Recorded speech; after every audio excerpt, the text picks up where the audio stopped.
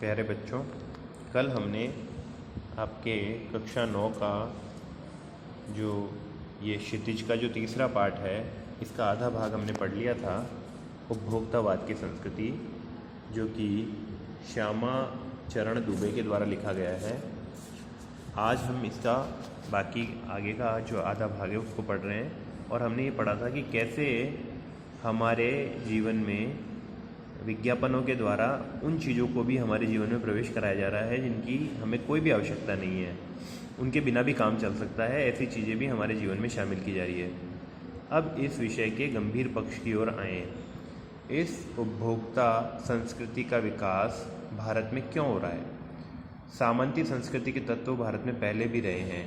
सामंती संस्कृति का मतलब होता है जो राजा महाराजा और उनके साथ के लोग होते थे, वो लोग जो है उस संस्कृति को मानने वाले जो लोग हैं, जो क्योंकि उनके पास कुछ ज़्यादा पैसा रहता था सामंतों के पास में, राजा महाराजाओं के पास में, तो वो अपनी सुख सुविधाओं का विशेष ध्यान रखते थे। तो आज जो है अब सामंत और राजा महाराजा तो ख़त्म हो गए, लेकिन जिन्होंने नया नया पैसा कमाया है वो सब भी आज उस संस्कृति के वाहक बने हुए हैं। उपभोक्तावाद इस संस्कृति से जुड़ा रहा है। आज सामंत बदल गए हैं, सामंती संस्कृति का मुहावरा बदल गया है। हम सांस्कृतिक अस्मिता की बात कितनी ही करें, परंपराओं का अवमूल्यन हुआ है। अवमूल्यन का मतलब है परंपराओं का ह्रास होना, परंपराएं कम हुई है ना। आस्थाओं का शरण हुआ है। कड़वा सच तो यह है कि हम बौद्धिक दास्ता स्वीकार कर रहे हैं, पश्चिम के सांस्कृतिक उपनिवेश बन रहे हैं। हमारी नई संस्कृति अनुकरण की संस्कृति है। हम आधुनिकता के झूठे प्रतिमान अपनाते जा रहे हैं, माने कि हम पश्चिम का अनुकरण कर रहे हैं। यानी जो विदेश है, विदेशों में जो कुछ भी हो रहा है हम भी वैसा ही करने की कोशिश कर रहे हैं। प्रतिष्ठा की अंधी प्रतिस्पर्धा में जो अपना है उसे खोकर छद्म आधुनिकता की गिरफ्त में आज आते जा रहे हैं। कहने का मतलब है कि आजकल जो झूठी आधुनिकता चल रही है, असली आधुनिकता तो क्या होगी कि हम अच्छा जो है पढ़ लिख जाएं, हम अच्छा कुछ कर जाएं, है ना, वो होगी असली आधुनिकता। लेकिन हम क्या समझ रहे हैं, अपने पास में एक अच्छा मोबाइल होगा तो हम आधुनिक कहलाएंगे। हम जो है अगर कुछ अच्छी परफ्यूम वगैरह लगाते हैं तो हम आधुनिक कहलाएंगे, लेकिन ऐसा नहीं है। हम चीज़ों से आधुनिक नहीं होते हैं, हम अपने विचारों से आधुनिक होते हैं। संस्कृति की नियंत्रक शक्तियों के क्षीण हो जाने के कारण हम दिग्भ्रमित हो रहे हैं। और पहले जो चीज़ें हमारी संस्कृति को बांधे हुए थी, जैसे बूढ़े बड़े लोग कहते थे भाई ये नहीं करना है, अब हम जब छोटे थे तो हमको एक सहज ही हमको बस रोकने के लिए हमको कह दिया जाता था च्युइंगम नहीं खाना चाहिए, है ना, क्योंकि च्युइंगम जो है वो सूअर की चर्बी से बनती है। अब ये बात कह देंगे तो फिर उसके बाद बच्चे च्युइंगम नहीं खाएंगे। अब आज जो है अब इस तरह के कहने वाले बूढ़े बड़े लोग अब बहुत कम मिलते हैं, ठीक है ना। उल्टा अब तो माता पिता भी सपोर्ट करते हैं, टॉफ़ियाँ ला ला के बच्चों को देते हैं, जबकि उनको पता है कि इन टॉफ़ियों से कोई भी स्वास्थ्यकारी लाभ उन बच्चों को नहीं होने वाला, सिर्फ स्वाद है मुँह का, है ना। तो ये एक सबसे बड़ी खासियत है इस समय की कि हमारे सामने वो चीज़ें परोसी जा रही है जिनका हमारे स्वास्थ्य से या हमारे कुछ अच्छा होने से कोई संबंध ही नहीं है। सिर्फ वो उनका मार्केट है, उनको बेच करके पैसा कमाना है, और हम भी उनके छलावे में, उनके झूठ में आ रहे हैं। ये एक बड़ी विडंबना है। हमारा समाज ही अन्य निर्देशित होता जा रहा है।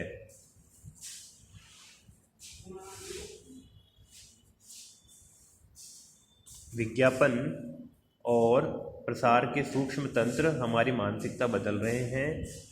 उनमें सम्मोहन की शक्ति है और वशीकरण की भी। अंततः इस संस्कृति के फैलाव का परिणाम क्या होगा, यह गंभीर चिंता का विषय है।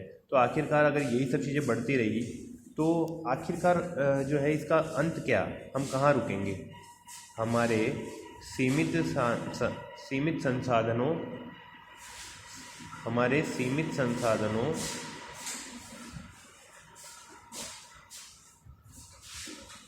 का घोर अपव्यय हो रहा है, ठीक है ना। यानी हम बहुत थोड़े से संसाधन हैं, उनका भी अपव्यय हो रहा है। यानी कि अपव्यय का मतलब है नुकसान हो रहा है उनका, है ना। जीवन की गुणवत्ता आलू के चिप्स से नहीं सुधरती, न बहुविज्ञापित शीतल पेयों से।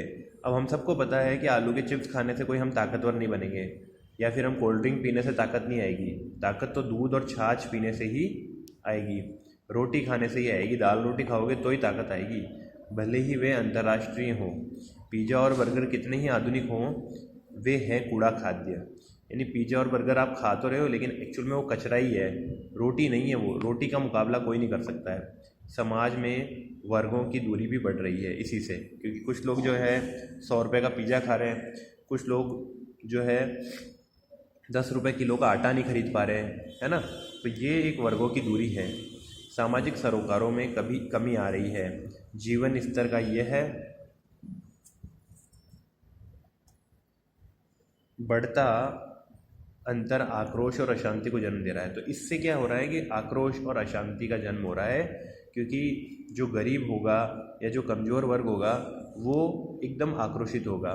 जैसे जैसे दिखावे की यह संस्कृति फैलेगी, सामाजिक अशांति और बढ़ेगी, मतलब कि सामाजिक अशांति बढ़ती जाएगी। हमारी सांस्कृतिक अस्मिता का हास तो हो ही रहा है। हम लक्ष्य भ्रम से भी पीड़ित है, यानी हमारे पास खुद का कोई लक्ष्य ही नहीं है। बस लोगों ने कह दिया कि जन्मदिन पर केक काटना चाहिए, हम भी बाज़ार गए, केक खरीद लाए, उसके ऊपर मोमबत्ती जलाई और काट लिया। कितने जने? सिर्फ 4 जने। पहले ऐसा नहीं होता था। पहले अगर जन्मदिन होता था तो हम देखते थे कि हमारा पूरा कुटुंब, आस पड़ोस, परिवार के लोग सब इकट्ठे होते थे और सब मिल कर के फिर भोजन वोजन होता था उनका। आज हम 4 जने परिवार के लोग लाते हैं केक और उसको खा लेते हैं खुद से खुद ही। तो ये एक बहुत ही विडंबना है कि हम जो है सामाजिकता भी हमारी कम होती जा रही है। विकास के विराट उद्देश्य पीछे हट रहे हैं। हम झूठी तुष्टि के तात्कालिक लक्ष्यों का पीछा कर रहे हैं। मर्यादाएं टूट रही है, नैतिक मानदंड ढीले पड़ रहे हैं और व्यक्ति केंद्रितता बढ़ रही है। जैसा मैंने बताया कि सिर्फ और सिर्फ मैं और मेरा परिवार इतना सा रह रहा है, जबकि पहले ऐसा नहीं था। पहले कौटुंबिकता थी, पहले आस पड़ोस सबको साथ में रखा जाता था। आज जो है ना, आज वो चीज़ें समाप्त होती जा रही है। स्वार्थ परमार्थ पर हावी हो रहा है। पहले सबका ध्यान रखा जाता था। भोग की आकांक्षाएं आसमान छू रही है, किंतु किस बिंदु पर रुकेंगी यह दौड़ यानी कि कवि लेखक ने प्रश्न पूछा है कि आखिर कहाँ तक जाकर के हम रुकेंगे। गांधी जी ने कहा था कि हम स्वस्थ सांस्कृतिक प्रभावों के लिए अपने दरवाजे खिड़की खुले रखें, पर अपनी बुनियाद पर कायम रहें। तो यानी गांधी जी ने कहा था कि सब कुछ सीखो, देखो दुनिया में क्या हो रहा है, लेकिन अपनी बुनियाद से कभी मत हिलो। जो आपका वास्तविक स्वरूप है उससे आप कभी मत हिलो, और भविष्य के लिए यह एक बड़ी चुनौती होगी। और वास्तव में आज जैसी स्थितियां हो गई है, ये पाठ जो है ना बहुत पहले लिखा गया था, लेकिन वास्तव में हम देख रहे हैं कि आज जो है इस पाठ में जो जो चिंताएं व्यक्त की गई है वो सब साकार हो गई हैं, है ना। श्यामा चरण दुबे जी ने जो भी चिंताएं व्यक्त की वो सब आज साकार होती जा रही हैं। तो अब इस पाठ को एक बार दोबारा पढ़ लेंगे, या फिर इस वीडियो को अच्छे से देख लेंगे और उसके बाद दोबारा इसको पढ़ लेंगे। तो उससे क्या होगा कि आपको इस पाठ के जो मूल भाव है और जो कॉन्सेप्ट है वो आपको इसका समझ में आ जाएगा। ठीक है, तो आज के वीडियो में इतना ही। फिर इसके कल जो है इसके प्रश्नों पर चर्चा करेंगे। थैंक यू बेटा।